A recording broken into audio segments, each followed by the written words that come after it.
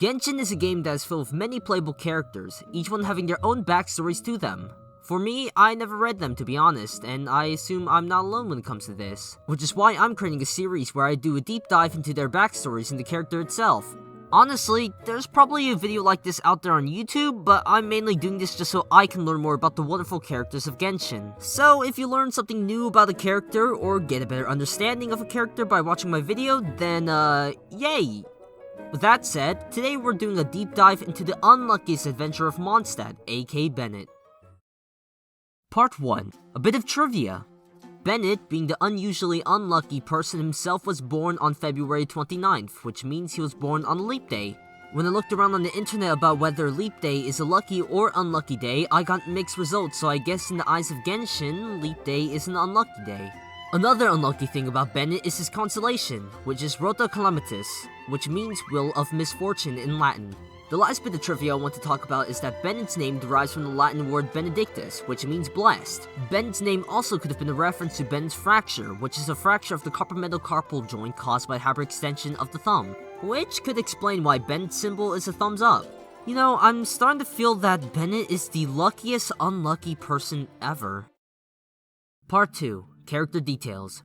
Benny's adventure team is an exception to the norm in the Adventurers Guild Mondstadt branch. Initially, the team mechanism requiring at least 3 or 4 regulars in each team was set up to promote mutual support and prevent accidents. As for Benny's adventure team, however, its only regular member has been Bennett himself. Woo! The lack of team members essentially has everything to do with Bennett's infamous bad luck. However, being the passionate adventurer he is, Bennett never feels lonely. Well, maybe once or twice sometimes. Yeah, I feel you, buddy. Part 3. Story 1. The adventurer Jack was the first victim of Benny's adventure team. Just a few feet away from treasure, an extremely rare geoturbulence occurred, tearing the ground apart and opening a bottomless chasm right before everyone's eyes. So close, yet so far. Like love. Jack only suffered minor injuries, but he was never the same as an adventurer thereafter. The event seemed to have left him with a broken heart. Another member, Royce, heard someone shout, before losing consciousness in a huge explosion. The culprit, Klee, was sent to the confinement room for several days for mistaking a rabbit hole and blowing it up. Heckler suffered from a severe bout of diarrhea for a week after joining the team.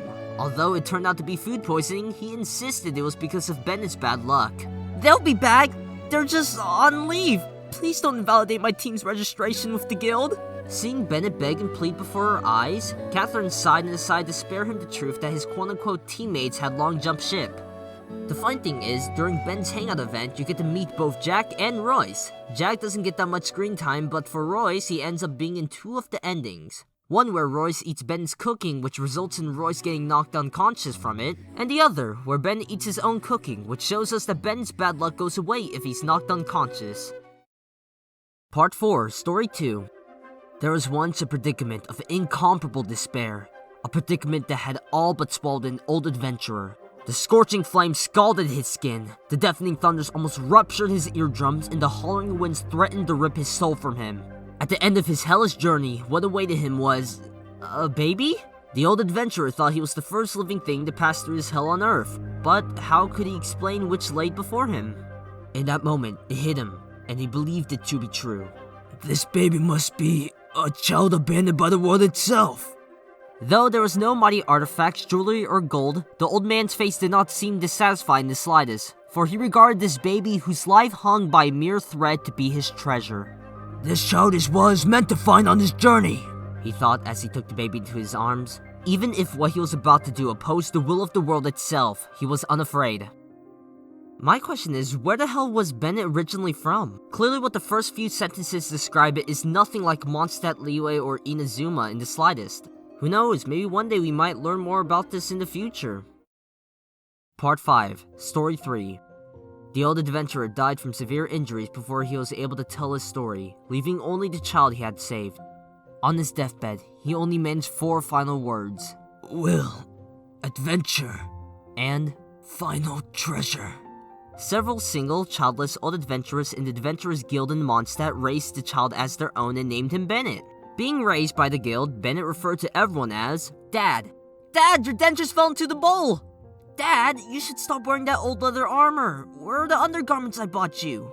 Dad, it's raining. Better keep your distance from me so you don't get struck by lightning.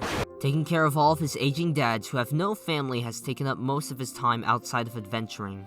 The dads certainly have found a treasure. Cyrus, the current guildmaster, laughed, giving Bennett a pat on the back. Though he is unlucky himself, he can at least try to bring luck to those he cares about. At least that's how Bennett feels. Bennett the Unlucky still strives to find his own lucky treasure through the series of unfortunate events.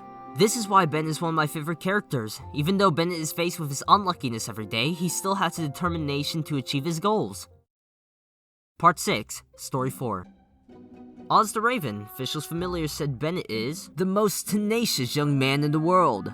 Indeed, Bennett's share of bad luck throughout his life can be seen from his scars, old and new. Attacked by monsters, buried in collapsed ruins, falling from cliffs, a wealth of unfortunate events has taught Bennett how to deal with more of them in the future.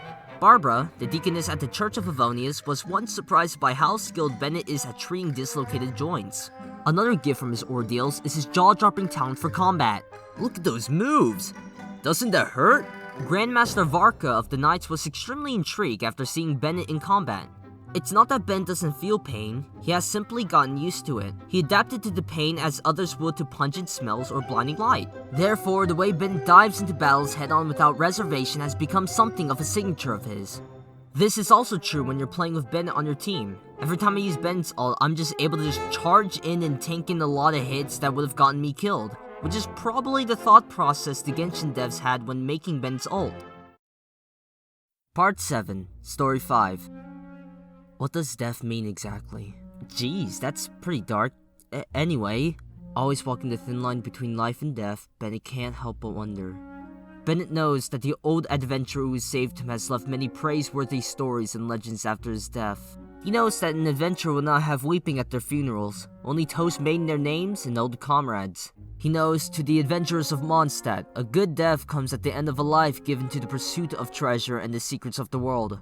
Once over, their souls are brought back to their homeland by Barbados.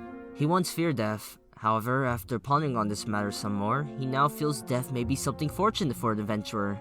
Not that fortune has anything to do with him. On to the next treasure! And with that, Bennett puts this thinking business behind him. Part 8, Adhesive Bandages.